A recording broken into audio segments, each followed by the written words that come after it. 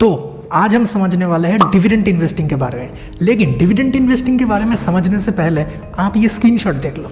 ये मेरे मदर का पोर्टफोलियो है, तो उनका पोर्टफोलियो थोड़ा सा छोटा है। तो यहाँ पे आप देख सकते हैं इन्फोसिस का हाल ही में उन्हें डिविडेंड मिला है 16 रुपीज़ का, क्योंकि वो इन्फोसिस का एक शेयर होल्ड करते हैं। अब सवाल आता है इन्फोसिस ने शेयर होल्ड करने के पैसे क्यों दिए? क्योंकि वो इन्फोसिस कंपनी में शेयर होल्डर है, और एज अ शेयर होल्डर इसका मतलब वो उस कंपनी के एक तरह का ओनर है। तो मान लेते हैं आपका कोई रेस्टोरेंट है, तो रेस्टोरेंट में अगर मान लेते हैं एक महीने में 10,000 रुपये प्रॉफिट हुआ है, तो आपको लगता है कि नहीं, मुझे उस 10,000 रुपये से नया ओवन खरीदना है, स्टाफ्स को सैलरी देना है, ये सब कुछ करना है। वो सब करने के बाद भी आपके पास 2,000 रुपये रह जाता है, लेकिन अभी भी आपको समझ नहीं आ रहा है कि यार इस 2,000 रुपये का क्या करूं। तो आप सोचते हैं क्यों ना मैं इसे खुद ही रख लूं, क्योंकि मैं तो कंपनी का ओनर हूं। तो सेम डिविडेंड इन्वेस्टिंग में होता है, क्योंकि मेरी मदर और ऐसे बहुत सारे लोग जो इन्फोसिस में इन्वेस्टेड है, तो कंपनी क्या करता है, कंपनी अपना जो प्रॉफिट है, जो उन्हें लगता है कि वो यूज़ नहीं कर पाएंगे कुछ अच्छे कामों के लिए, तो वो क्या करते हैं अपने शेयर होल्डर्स में बांट देते हैं डिविडेंड्स के रूप में। तो वही मेरे मदर को मिला है। तो अब सवाल आता है कि डिविडेंड इन्वेस्टिंग किया कैसे जाता है। तो सबसे पहले मैं आपको डिविडेंड इन्वेस्टिंग कैसे होता है इसका एक छोटा सा स्टोरी बताता हूँ। 2 लड़के मान लेते हैं, पहला है रमेश, दूसरा है सुरेश। जी हाँ, ये वही दोनों हैं जो सारा दिन 5 स्टार खाते रहते हैं। जी जी जी बिल्कुल सही। हाँ जी। रमेश, सुरेश। तो इन दोनों को क्या हुआ, अचानक से 1 करोड़ का लॉटरी लगा। तो इन दोनों को लगा कि यार हम दोनों तो पूरे दिन भर 5 स्टार खाते रहते एंड खाते खाते हम लोग मंथली का लगभग 10,000 का 5 स्टार खा लेते हैं। तो ऐसा क्या किया जाए, 1 मंथ का 10,000 यानी कि 12 मंथ्स में हम सब दोनों को 1,20,000 का फ्री इनकम आता रहे, जिससे हमें 5 स्टार खाने में कोई प्रॉब्लम ना हो।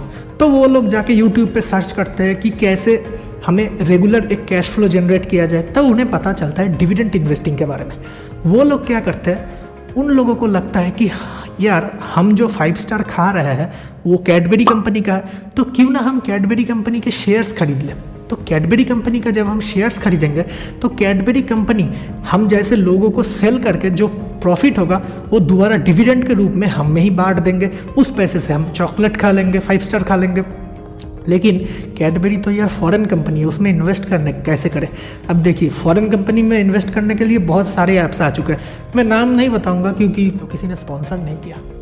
कभी खुशी कभी गम। मान लेते हैं वो लोग कैडबरी में नहीं, किसी इंडिया के किसी और कंपनी में इन्वेस्ट कर लेते हैं जो अच्छा खासा डिविडेंड देता है।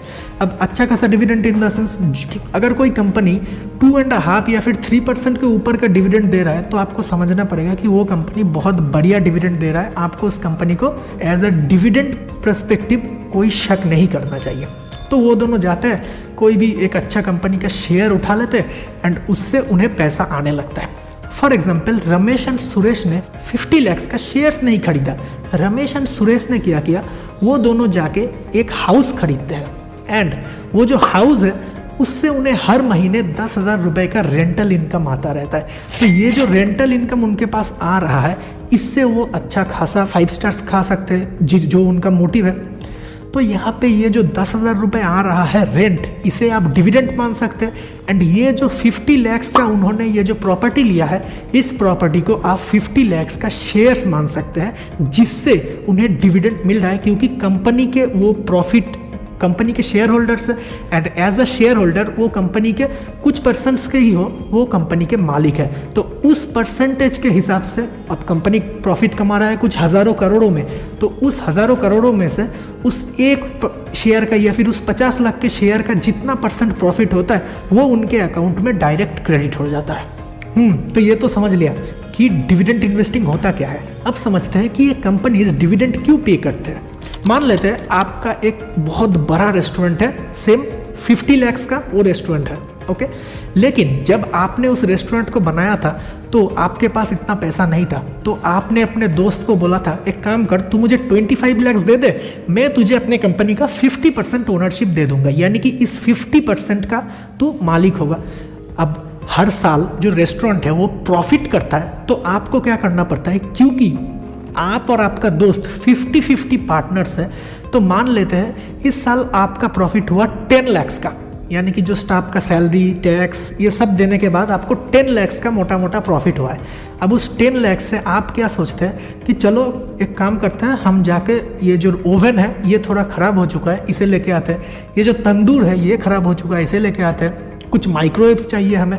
तो ये सब करके जो 10 लाख का प्रॉफिट है उसमें से मान लेते हैं 2 लाख आपने अपने बिजनेस को एक्सपेंड करने में लगा दिया, क्योंकि आपने कुछ और इक्विपमेंट्स खरीद लिए जिससे रेस्टोरेंट में और जल्दी से खाना बन सके एंड जो कस्टमर्स है वो और ज़्यादा आए, जिससे आपका प्रॉफिट अगले साल 10 लाख से 12 लाख फिर 14 लाख ऐसे करके ग्रो होता रहे।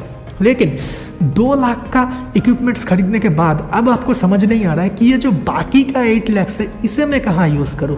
तो आप क्या करते हैं, आप सोचते हैं कि यार इसे यूज़ करने के लिए तो कोई जगह नहीं है बस। तो हम क्या करते हैं, ये मैं रख लेता हूँ, क्योंकि मैं कंपनी का ओनर हूँ, मैं 50% का ओनर हूँ। तो जब आप 50% के ओनर के हिसाब से 8 लाख रुपए का 50% यानी कि 4 लाख रुपए अपने पास रखते हैं, तो बाकी का जो 4 लाख है वो आपके दोस्त को मिलना पड़ेगा, क्योंकि उसने जब रेस्टोरेंट खोला था आपने तो आपके पास पैसे नहीं थे, उसने आपको पैसे दिए थे। आज क्योंकि बिजनेस इतना ग्रो हो चुका है, इस साल क्योंकि 8 लाख का प्रॉफिट हुआ है, तो वो 8 लाख के ऊपर जो 4 लाख का 50% वो उसे जाएगा, क्योंकि वो कंपनी का 50% ओनर है, यानी कि इस 50% के प्रॉफिट पे उसका भी हक है। इसीलिए जब भी कंपनी को समझ नहीं आता है कि यार हम इस प्रॉफिट का क्या करें, इसे बूटस्ट्रैप में लगाए, कंपनी के एक्सपेंशन में लगाए या फिर क्या करें, तब कंपनी डिविडेंड पे आउट कर देता है अपने शेयर होल्डर्स को। अब बात करते हैं कि कौन से कंपनीज डिविडेंड पे आउट करते हैं। देखिए, डिविडेंड पे आउट कौन से कंपनीज करते हैं इसका कोई थंब रूल नहीं है, क्योंकि बहुत सारे कंपनीज डिविडेंड पे आउट करते हैं और बहुत सारे कंपनीज है जो नहीं करते। अब ऐसा भी हो सकता है कि आज से 10 साल पहले तक कंपनी ए हर साल डिविडेंड पे आउट करता रहा, लेकिन जैसे ही आपने खरीदा वो डिविडेंड पे करना बंद कर दिया। फिर आता है कंपनी बी जो आज तक कभी डिविडेंड नहीं दिया, इसलिए आपको लगा कि यार कंपनी बी तो डिविडेंड दे नहीं रहा है तो इसे सेल कर देता हूँ। आपने सेल किया, कंपनी बी ने डिविडेंड देना स्टार्ट कर दिया। तो कंपनी कब डिविडेंड देगा ये कंपनी के मैनेजमेंट के ऊपर डिपेंड करेगा, ना कि आपके ऊपर। हाँ, अगर आपको लगता है कि यार मुझे तो डिविडेंड चाहिए, तो मेरे पास एक आइडिया है। कंपनी ये आइडिया कीजिए, मतलब ये जो मैं बताने वाला हूँ, अरे कहना क्या चाहते हो, ये स्टेप फॉलो कीजिए, आप ज़रूर कंपनी से डिविडेंड ले पाएंगे, किसी भी कंपनी से। एक काम कीजिए, किसी भी कंपनी में कुछ 1000 करोड़ लगा दीजिए, बोर्ड ऑफ डायरेक्टर्स में चले जाएंगे, जाके वहाँ पे बोर्ड ऑफ डायरेक्टर्स में जाके बोलिए नहीं मुझे डिविडेंड चाहिए, तो डिविडेंड देना पड़ेगा, तो दे देंगे। कोई सेंस है इस बात की?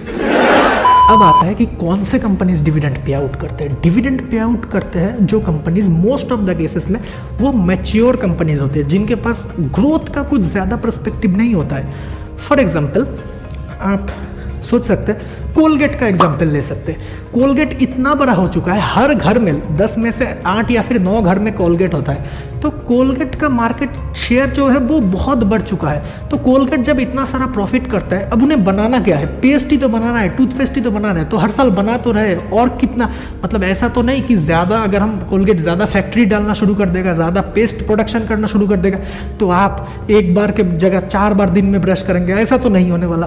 तो कोलगेट क्या करता है, बोलता है कि यार हमें पैसों की ज़रूरत नहीं है, तो क्यों ना इसे शेयर होल्डर्स में बांट देते हैं डिविडेंड्स के रूप में, तो वो बांट देता है। वहीं पे कोई नया कंपनी आता है, एबीसी टूथपेस्ट, उसके पास मार्केट में बहुत सारा स्कोप है, उसे पूरा कोलगेट के मार्केट को लेना है, पूरा टूथपेस्ट मार्केट को उसे डोमिनेट करना है। अब वो नया नया बेचारा आया है, हार्डली 10 में से 1 घर में भी उसका टूथपेस्ट यूज़ नहीं होता, शायद 100 में से 1 घर में उसका टूथपेस्ट यूज़ होता है। तो वो क्या करता है, वो मार्केटिंग में बहुत सारा पैसा लगाता है, प्रोडक्शन में लगाता है, R&D में लगाता है, जिससे उसके टूथपेस्ट का क्वालिटी भी ग्रो करता है, मार्केटिंग से लोगों को भी पता चलता है, जिसके चलते लोगों को पता चलता है कि हाँ ये एबीसी टूथपेस्ट कंपनी आया है, जिसका जो टूथपेस्ट है वो कोलगेट से बहुत बढ़िया टूथपेस्ट है, जिससे लोगों के दिमाग का जो परसेप्शन है वो चेंज होता है एंड कोलगेट का मार्केट शेयर गिरता है एंड एबीसी टूथपेस्ट का मार्केट शेयर ग्रो होता रहता है। फिर जब ये कंपनी कोलगेट की जगह पे चला आएगा तो इस कंपनी को भी लगेगा कि यार हर घर में हम लोगों का टूथपेस्ट तो दे ही रहा है, तो ये जो हम इतने दिनों से प्रॉफिट कर रहे थे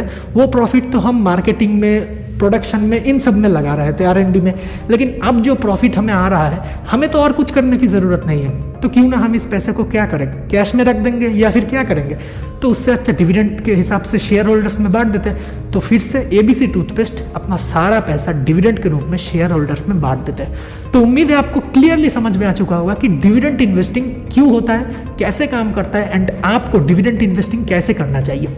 और अगर आपको जानना है कि ये डिविडेंड इन्वेस्टिंग किया कैसे जाता है, यानी कि कौन से स्टॉक्स हम ऐसे ढूंढे, क्योंकि पूरे बीएसई में 5000 से ऊपर स्टॉक है, इसमें से ऐसे कौन से स्टॉक्स ढूंढे जो हमें अच्छा सा बढ़िया सा डिविडेंड दे दे, तो आप नीचे कमेंट में डिविडेंड ज़रूर लिख देना। मैं डिविडेंड इन्वेस्टिंग के ऊपर बहुत जल्द वीडियो लेकर आ जाऊंगा कि कैसे हमें लाइव डिविडेंड इन्वेस्टिंग के लिए स्टॉक्स ढूंढना है। तो उम्मीद है वीडियो आपको अच्छा लगा होगा। अगर अच्छा लगा हो तो एक लाइक कर देना, नहीं लगा तो कोई बात नहीं, डिसलाइक कर देना। और हाँ, ऐसे ही नॉलेजेबल कंटेंट्स के लिए चैनल को सब्सक्राइब जरूर कर देना द स्टार्टअप वर्ल्ड को। मैं मिलता हूँ आपको नेक्स्ट वीडियो में, तब तक के लिए थैंक्स फॉर वॉचिंग। क्या मैं बहुत खूबसूरत हूँ? तो घूर क्यों रहे हो?